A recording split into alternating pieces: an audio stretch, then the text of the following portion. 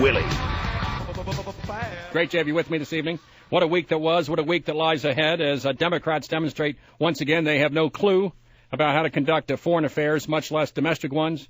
So we'll see what happens in the week that's coming up, but I anticipate there'll be more incompetence, the misspelling of words in Russia with special gifts to the Russian foreign minister, and the fact that Obama's planning trips now to Britain, to France, and to Czechoslovakia, and all places east of here when Timothy Geithner, tax turbo Tim, is incapable of filling key positions, and the American economy continues to waffle largely downward. Two other factoids that will not hit the mainstream media. Number one is this one, that since records have been kept for 100 years, no president in the first 50 days of his administration has a worse economic record than Barack Hussein Obama. The Dow has dropped approximately $2 trillion in value since January the 20th, and the wealth of the American people is evaporating before our very eyes.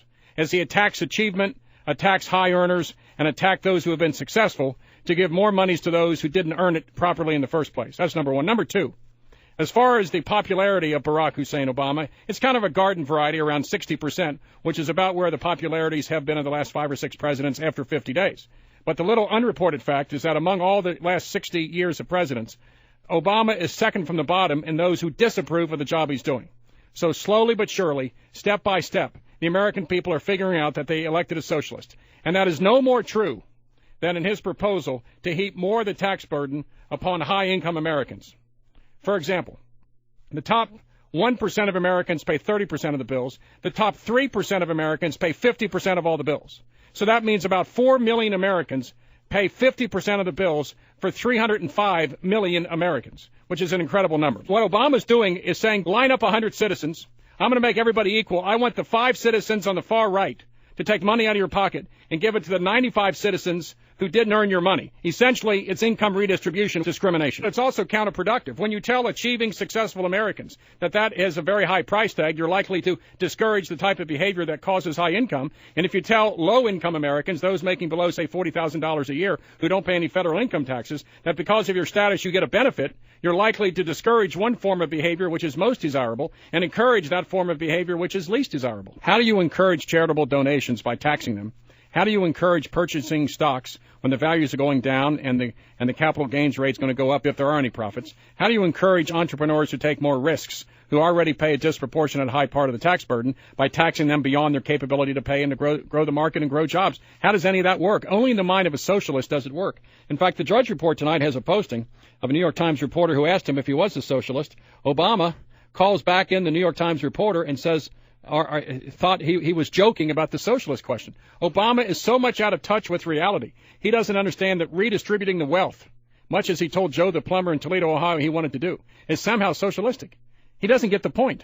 And I find it amazing. Now, once again this week, the White House went after Rush Limbaugh, Rick Santelli, and Jim Cramer.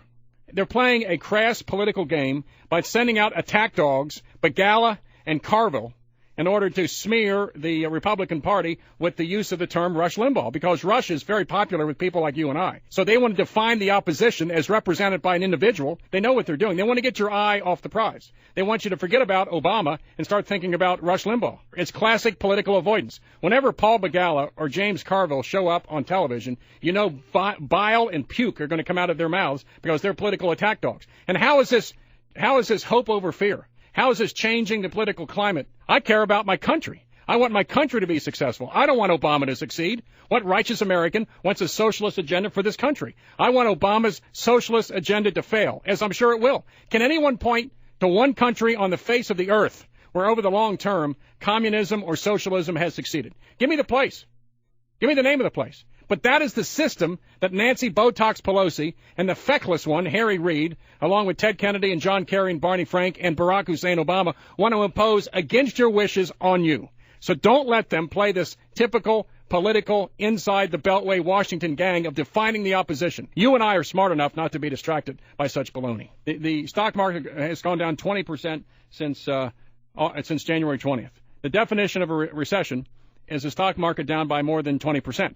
So we're in the middle of a recession caused by Obama, in the middle of a recession caused by Democrats, Republicans, policy starting in 1977 with the Community Reinvestment Act. And what's amazing is the lack of media reporting. You might recall that when it was assumed in October or November that Obama was going to win, there would be, after January 20th, such a glow and such a sense among the American people that good things were happening, that great things were happening, and that everything right and just and good was going to happen after the glow, that there was going to be a honeymoon period of several weeks or months after those damn babbling incompetents named Hank Paulson and George Bush left the stage. That when Obama came, the thought was the market was going to go up. Many people thought that with the new president, with a young family, with an attractive family, and a new direction, the stock market would go up starting in January, February, March, and April. Correct? That was the conventional wisdom. But when it came out that he was attacking capital, attacking dividends, declaring war on successful Americans who want to make charitable donations, who may want to build a second or third home that puts to work thousands and thousands of middle-class Americans, who goes after the travel industry, as Obama's done, telling Americans not to travel. Don't go to Las Vegas. Don't go to Flagstaff, Arizona. Don't go to Miami, Florida. Stay away. Then he went after the 1.2 million Americans who work in the private plane industry. He told American business and others that you really shouldn't buy private aircraft. And that's putting out of work hundreds of thousands of middle-class Americans who make those private airplanes. So when it was discovered that the rhetoric he heard in the church of Jeremiah Wright would become policy in the United States of America, that was it. People said, I've had it with that, and they're dumping their stocks, and high-income Americans and others are pulling back because Obama does say this is the beginning of the end. Obama does say this is a crisis. It is a crisis, because unless he changes his ways and starts talking effusively and positively about the American economy, guess what? This stock market ain't even seen close to the bottom. I know Judicial Watch and my good friend Larry Klayman is going to file a lawsuit to try to find out the millions of dollars in expensive parties that Obamas have thrown in the White House over the past 7 weeks. That is historically unprecedented during tough economic times. And can you see the Obamas and others in a conga line snaking in and out of various parts of the White House as blood, sweat, and tears are playing their greatest hits, all while Americans are suffering to the extent that we are? Can you see that happening in the non-media coverage of a Republican? You might recall that Nancy Reagan would borrow expensive dresses from designers, and the media went after her hook and claw because of the economic difficulties caused by the Jimmy Carter administration to Ronald Reagan in 1981 and 1982. The media went after Reagan, Nancy Reagan, with alacrity. But now that it's Obama, they cannot really take down that mission accomplished banner in the nation's newsrooms that were hung up on November the 5th.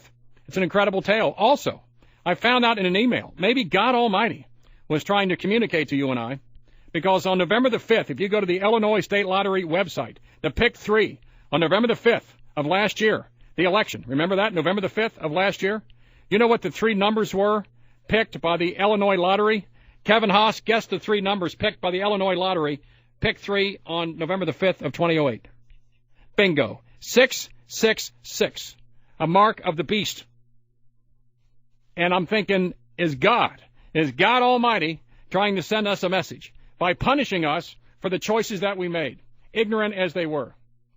And Hannity picked up on this, as Sean always picks up on almost everything, a couple nights ago.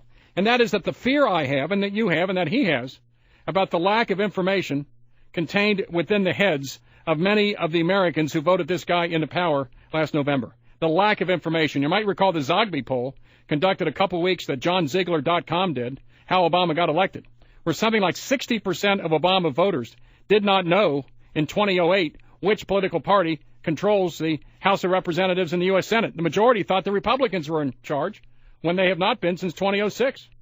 If you talk to Obama voters, most do not know who the Vice President of the United States is. Most of the Obama voters cannot name one U.S. Senator from their home state. Most Obama voters cannot name who their congressman is. So if voters are that stupid during the information age, don't we get what we deserve? Now, as a aficionado of talk radio, much like myself, you are much more likely to be informed about the great issues of the day than those who are listening to FM or not listening to radio, reading the newspapers on the Internet, reading the Drudge Report every day, reading WorldNetDaily.com, Joseph Farah, as I do every day, understanding what's happening on Newsmax.com. Go to RealClearPolitics.com or Politico.com, websites that I read 3, 4, 5 times a day. And most people in talk radio own homes, drive their own cars, have cell phones, have credit cards, American Express, etc., because we're the achievers and we're the successful ones in the country. Sadly, 64 million Americans, ignorant about the most basic elements of our political system, listen to this guy promising a free lunch, identifying 5 evil Americans who are successful and blaming them for the problems in the country when that 5% already pay about 65% of the taxes. That's not fair. Yes, it's not fair to them.